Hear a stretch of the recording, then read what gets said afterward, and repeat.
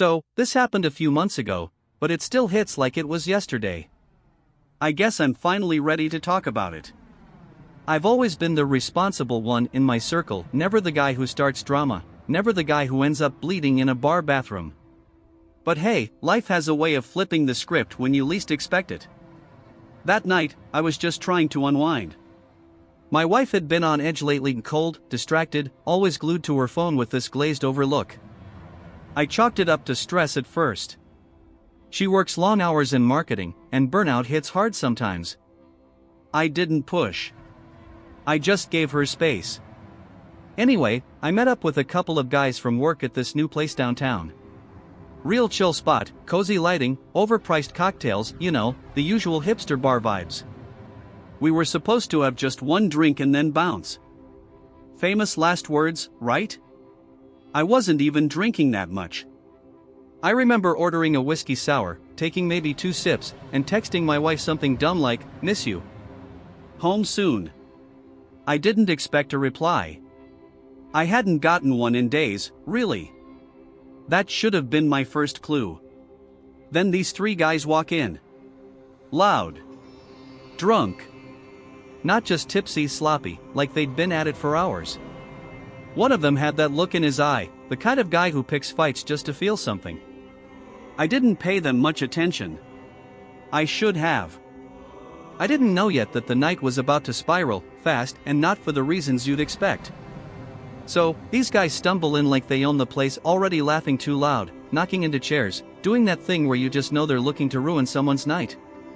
I stayed in my lane. Kept talking with my coworkers, kept it light. We were swapping dumb client stories, making fun of the boss's new haircut, nothing serious. But I could feel the shift in the room. It was subtle, but everyone tensed up a little, like the bar itself knew something was off. One of the drunk guys bumped into a waitress and didn't even apologize. Just smirked and kept walking. She looked shaken, but didn't say anything. I made eye contact with her for a second. She gave me this tight, polite smile, like, "Yeah, I'm used to this crap." About 10 minutes later, I'm heading to the restroom, and that's when it happened. One of them blocks my path. No warning. Just steps in front of me with this fake grin and goes, "Hey. You look familiar." I laugh awkwardly, like, don't think so, man."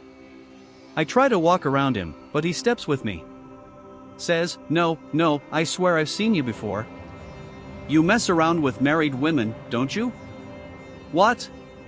I actually looked over my shoulder, thinking he must be talking to someone else. But no, he meant me. Full eye contact. Sudden silence around us. And then he said my wife's name. Clear as day. First and last. That's when the cold hit my stomach like a cinder block. I just stood there, frozen. My brain was trying to process if I heard him right. I thought maybe I misheard, maybe I was imagining things, right? But then he said it again, slower this time. My wife's full name. And then he smirked like he was proud of it. That moment? Everything tilted. I felt this weird detachment, like I was watching it happen from outside my body. I didn't even know how to respond. I said something like, "Do you know her?" but my voice came out all wrong, too soft, like I was asking a stupid question. He looked me up and down, laughed, and said, "Oh, you're the husband." Damn, that's wild. And the other 2 guys? They were already circling, feeding off the tension like hyenas. One of them said, "You didn't know? She didn't tell you about us?" Us. Plural. I backed up a step, trying to stay calm, but my heart was sprinting. I kept telling myself it was some kind of sick joke, a case of mistaken identity, something. Anything. But I could feel it in my gut, that horrible twisty feeling you get when everything starts making sense in the worst possible way. The late nights. The cold shoulder. The work trips she never wanted to talk about. And now 3 drunk assholes in a bar, calling me out by name. That's when I realized this wasn't random. They came there looking for me.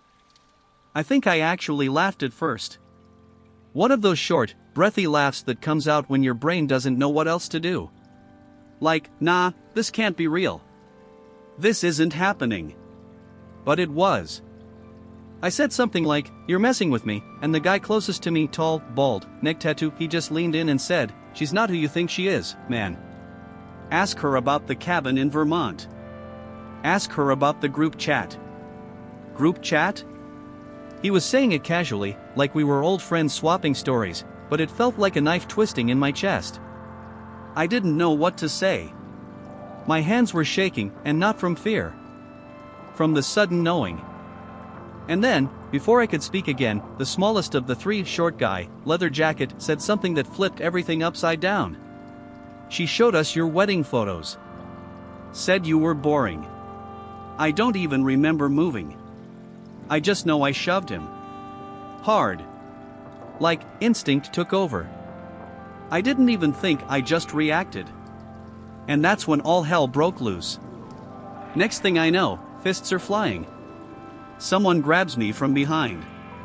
I go down hard, head bouncing off the floor like a dropped bowling ball. The room exploded into noise, shouting, glass breaking, someone yelling to call the cops. But all I could hear over everything was the sound of that guy laughing.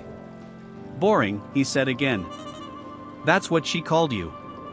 I don't know how long I was on the floor. 10 seconds? A minute? Time got weird.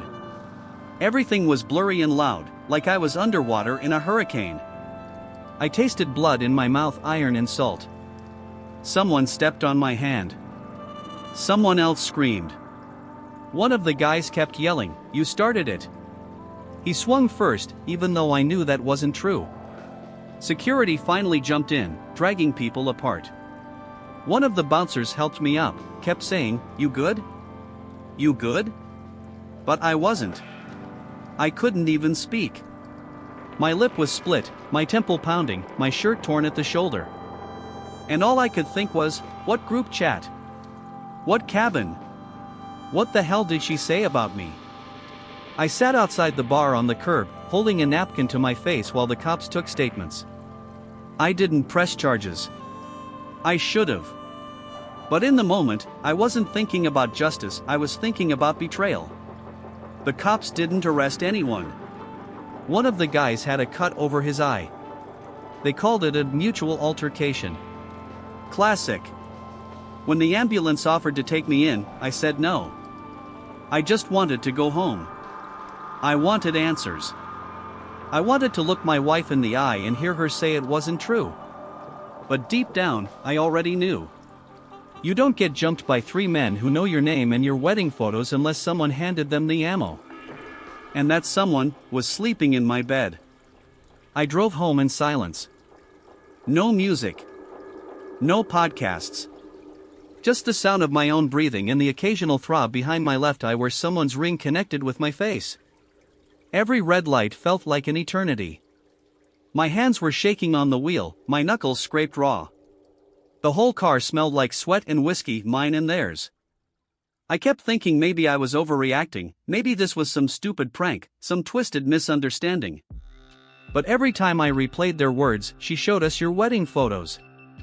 Ask her about the cabin. She called you boring," it hit a little deeper. She gave them access to my life. My marriage. My face. My name. And for what? A thrill? A joke? Some sad little power trip? When I pulled into our driveway, all the lights in the house were off. Her car was there. I remember staring at it like it belonged to a stranger. It's funny how something so familiar can suddenly feel like a threat. I just sat there for a few minutes, watching the glow from the living room window. I kept expecting her to text. To ask where I was. If I was okay. But nothing. Not a word. That was the moment it truly sank in. She wasn't wondering where I was. She already knew what happened. And she didn't care. When I finally got out of the car, I wasn't sure what I was walking into. I half expected the door to be locked, her to be gone, bags packed. Or maybe I wanted that. I don't even know. But when I opened the door, there she was on the couch. Calm. wearing one of my old hoodies, hair tied back, TV on, scrolling her phone like it was just another Tuesday night. She looked up when she saw me, blinked, and said, "Jesus, what happened to your face?" Not "Are you okay?" Not "What the hell happened?" Just that, flat and detached. Like I was an inconvenience. I stood there, blood drying on my cheek, shirt torn, hands still trembling, and I asked, "Do you know 3 guys named Brandon, Mike, and Alex?" She paused. Barely. The tiniest flicker in her expression, like a window creaked open for a second and then slammed shut. Then she went right back to her usual blank stare and said, "Not really." Not really. I just nodded. I don't even know why I expected honesty. I told her they jumped me at the bar. That they knew her. That they called me by name. That they said she sent them. And she had the audacity to scoff. "You're being paranoid," she said. "They probably looked you up on social media." I felt something crack inside me in that moment. Not a loud snap. More like a quiet splintering, like drywall crumbling behind paint. Because that was the moment I knew. With certainty. She wasn't just lying. She'd rehearsed it. She stood up, walked past me into the kitchen, and started making tea. Like nothing happened. Like I hadn't just told her I was attacked by men who knew everything about us. I followed her in, quietly. I didn't even know what I wanted anymore. An apology? A confession? A breakdown? Anything would have been better than the cold, mechanical way she stirred honey into her cup. Then she dropped it, the classic line. "You're being dramatic." Dramatic. I had blood crusted on my collarbone. A mild concussion probably blooming behind my left eye.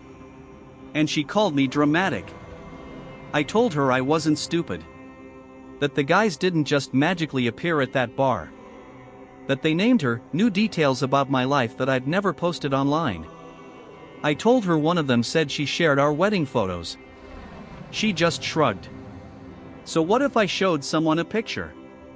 "That doesn't mean I sent them after you. You always jump to conclusions." And then she added the cherry on top. "Maybe you're just embarrassed you got beat up." I actually had to grip the edge of the counter to stop myself from screaming.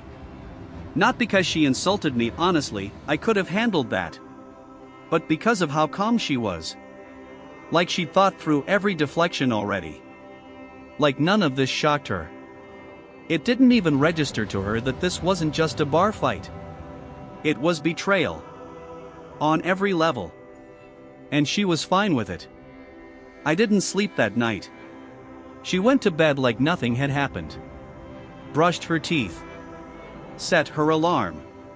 Rolled over and fell asleep like she hadn't just watched her husband come home from a physical assault tied directly to her. I sat on the edge of the guest bed, staring at the wall, feeling like my life had split into 2 separate timelines. In one, I was a married man who trusted his wife. In the other, the real one, I was something else. A prop. A placeholder. A guy she talked about in group chats while strangers laughed at my wedding suit. By 4 a.m., I gave up and walked into our bedroom. I sat at the foot of the bed and asked her, quietly, "Is this really who you are?" She didn't open her eyes. Just sighed, like I was the one being unreasonable. Then she muttered, "You're obsessed with making everything a crisis." I asked again. "Did you tell them to find me? Did you know they'd be there?" "Nothing." I pressed. I told her I needed honesty, just once. That I could maybe understand, maybe forgive something real, but I couldn't live inside this fog of half-truths and deflection anymore. And then she finally spoke. "I didn't tell them to do anything," she said. "They're grown men." Not a denial. Not even a defense.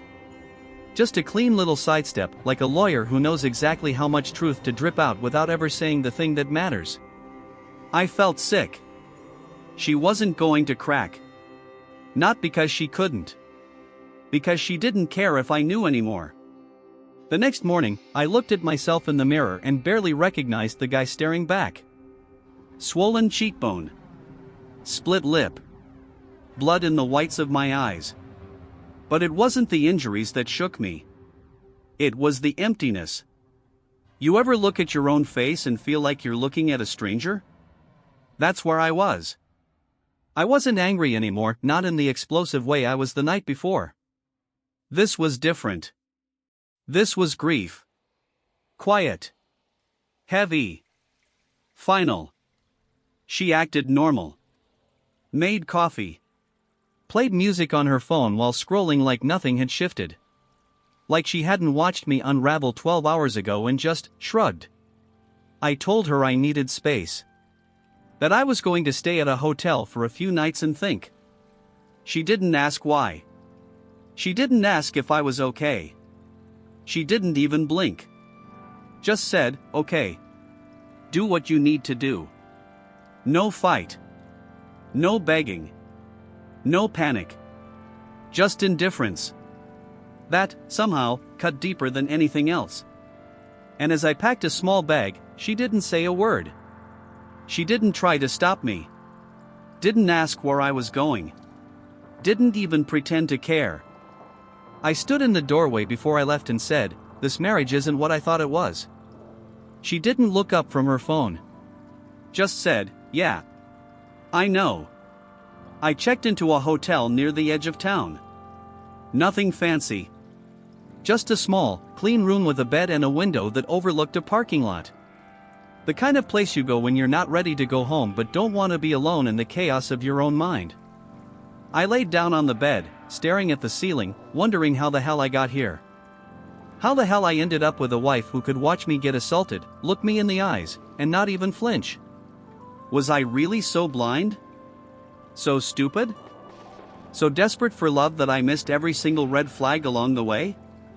The room was silent except for the faint hum of the air conditioning and my own breathing.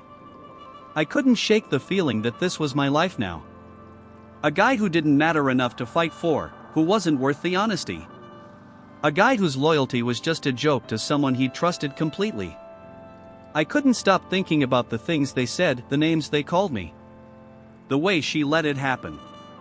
There were moments, as I sat there in that room, when I actually questioned if I had any value in this relationship at all. Was I just someone to fill a role in her life until something better came along? I thought back to all the times I'd defended her to my friends, to my family. How I'd shrugged off her weird behavior, her distance. How I'd excused her late nights as work stuff. Now, it all made sense. The lies were there, staring me in the face. I had been too busy believing her words to see the truth. I didn't have answers yet. Hell, I didn't even know what I wanted. But I knew one thing for sure, I couldn't go back. Not without answers.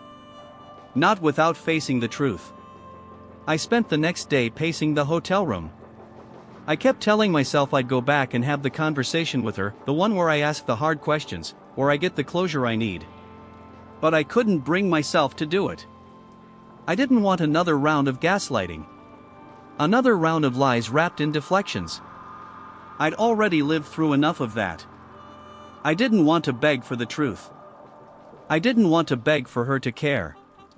It's strange how quickly things change. The person you thought you knew becomes a stranger overnight, and suddenly, you realize that you've been carrying someone else's weight for far too long. By the time I finally called her, I didn't even know what to say. My hands were shaking again, but not from anger. This time, it was something else, something deeper. The realization that I couldn't unhear the things I'd heard. That no matter how many times I asked, she wasn't going to give me the answers I wanted. When she picked up the phone, there was no apology. No concern. No curiosity about how I was feeling. Just her voice, flat, distant. "Hey," she said, almost too casually. "You find somewhere to stay?" I took a deep breath. "We need to talk." "I'm not really in the mood for a fight," she replied. "I've had a rough week." A rough week? A rough week after I got assaulted by 3 strangers who knew her name? And this was her response? But I didn't fight. I didn't shout. I just said, "I'm not coming home until we can have a real conversation." Not just about what happened, but about everything. About us. There was silence on the other end for a long beat. Long enough for me to think she might actually say something meaningful. But all she said was, "Okay. Whatever." And that was it. I spent the next few days at the hotel, still processing everything, still trying to figure out what was left for me to salvage. I couldn't go back yet. Not when I felt like a stranger in my own life. During that time, I did something I should have done weeks ago. I started going through her things. I wasn't proud of it. But something inside me snapped, and I had to know. I needed to know everything, because I couldn't keep living in the dark. I needed the full picture, even if it was ugly. I found her phone unlocked on the counter when I went to grab my jacket. She must have left it there by mistake. I don't know what I was hoping for, but I started looking through it, texts, photos, anything. And there it was, buried in her messages with one of her co-workers.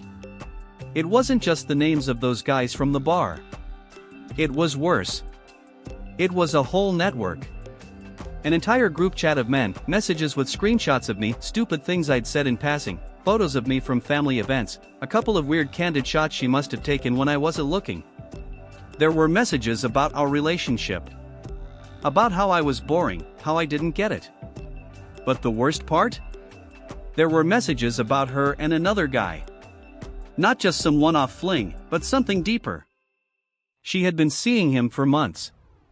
They'd talked about meeting up, about escaping, about how she couldn't wait to get away from me. I stopped reading after that. I couldn't, my chest felt like it was caving in. But I didn't need to read more. I'd gotten the point. She had been lying to me for months. Maybe even longer. I had been her safety net, a placeholder while she found something or someone else. I didn't go back that night. In a way, I think I knew the decision was already made. I had enough information. I didn't need to ask her any more questions. I didn't need to confront her. The truth was out there, in black and white, and it was clear I had been living in someone else's version of reality. The next day, I drove back to the house. I wasn't sure what I expected, maybe for her to apologize, to beg me to come back, to try to explain herself. But when I walked through the door, there was nothing like that. She was sitting on the couch, scrolling through her phone again, like everything was normal. I stood there, frozen, for a moment. I had imagined this moment 100 times in my head. What I would say. How I would say it. What kind of closure I needed. But standing there, the words felt small. I didn't need to justify my decision. I didn't need to explain myself to her. "I'm done," I said, flatly. The words felt heavy, but they didn't hurt anymore. They felt right. "I can't do this anymore." She didn't flinch. Didn't even look up. She just nodded and said, "Okay." That was it. No fight. No emotion. Nothing.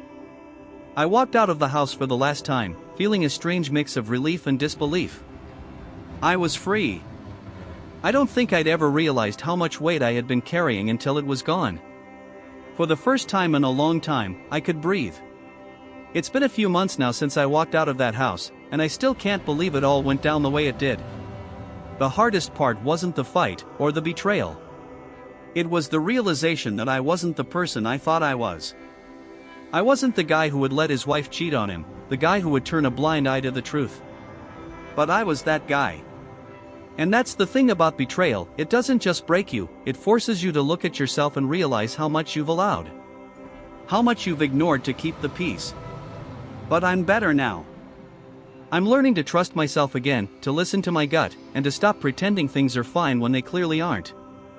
If you're reading this and you found yourself in a similar situation, here's my advice: don't wait for an apology that will never come. Don't sit around hoping for things to fix themselves. Sometimes, the hardest thing is to walk away. But it's also the best thing you can do for yourself. You don't owe anyone your peace. So I moved on. Slowly at first. There were days when I wanted to text her, ask if she missed me, if she regretted it. But I didn't. Because I realized that I was the one who needed to heal. I'm building a life that doesn't revolve around her anymore. And for the first time in a long time, I'm actually excited about what comes next. It's not going to be easy, but I've learned that it's better to face the unknown than stay in a relationship that was never built on honesty or respect. So to anyone out there in a toxic situation, trust me, walking away isn't weakness. It's freedom.